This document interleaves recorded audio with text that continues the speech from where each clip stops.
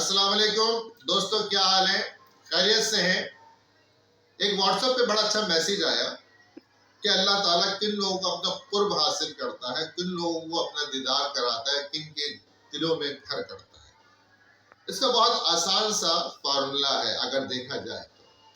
ایک بزرگ تھے، اپنے زمانے کے بہت پہنچے بزرگ تھے۔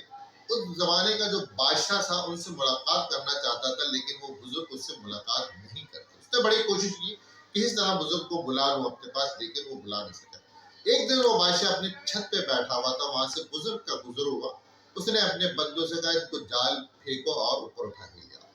بندوں نے یہی کیا، جال پھینکا اور ان کو اٹھا کے اندر کیا۔ بادشاہ نے ان سے معذرت کی کہ میں آپ کے ساتھ ایسا نہیں کرنا چاہ رہا تھا، میں آپ سے ملنا چاہ رہا تھا، لیکن آپ مجھے ٹائم نہیں دے۔ میں صرف آپ سے یہ سوال کرنا چاہ رہا تھا، آپ کو اللہ تعالیٰ نے اپنا قرب کیسے دیا؟ اس نے کہا اسی طرح مجھے اپنا قرب دیا جس طرح تو نے مجھے اوپر بلایا۔ میں نے کس طرح؟ یار اگر میں تجھ سے ملنا چاہتا تو مجھے بڑی کوشش کرنی پڑتی، لوگوں سے تعلقات استعمال کرتے، کہاں کہاں منتیں کرنی پڑتی، کہاں کہاں درخواست کرنی پڑتی، شاہی لباس پہننا پڑتا، کہ اچھی سواری استعمال کری تھی، پھر تیرے لیے آنا پڑتا، تیرا انتظار کرنا، پھر کہیں جا کے تجھ سے ملاقات ہو۔ لیکن تجھے مجھ سے ملنے کی چاہت ہے، تمہیں سیکنڈوں میں ملے گا۔ اسی طرح اللہ بھی اپنے اس بندے سے فوراً اپنا قرب عطا کر دیتا ہے جس سے اسے کوئی اچھی بات پسند آئے، کوئی ادا پسند آئے۔